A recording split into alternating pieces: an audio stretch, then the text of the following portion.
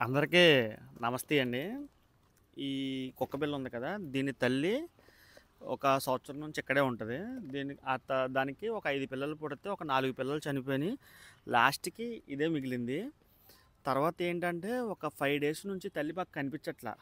మొత్తం ఈ చుట్టుపక్కనేంటి మొత్తం అన్ని ఏరియాలు నేను మా కుర్రోళ్ళు మొత్తం అంతా తిరిగాం గానీ అస్సల ఎక్కడా కనిపించలేదు.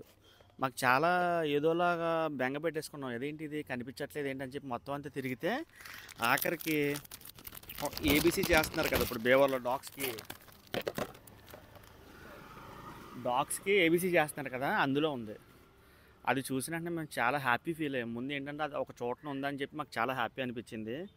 పాపం ఇదేమో బెంగ పెట్టేసాం. మీ మదర్ దగ్గరికెళ్తాను. ఓకేనా? మీ మదర్ దగ్గరికెళ్ళి ఎలా ఉందో చూసొచ్చి నీకు చెప్తాను. ఓకే? హ్మ్. ఓకే. ఓకే. ఓకే. ఓకే. హ్మ్.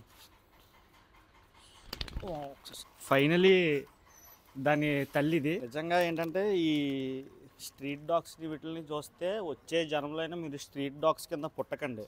బ్రీడ్ డాగ్స్ కింద పుడితేనే మిమ్మల్ని హౌస్‌లో పెట్టి బాగా చూసుకుంటారు. ఈ స్ట్రీట్ డాగ్స్ కింద పుడితే మట్టికి చాలా ఇబ్బందిగా అవుతుంది. ఎందుకంటే వాటి బాధలు చూసి నేను మీకు చెప్తున్నాను. ఇంకోటేంటంటే దీన్నయితే పాపం ఎవరో వదిలేసారు. పెంచుకున్న కుక్కనే వదిలేస్తే ఇంకా అది మా ఇంటి దగ్గర అలా ఉండిపోయింది. దీనికి ఏబీసీ సర్జరీ కూడా అయిపోయింది.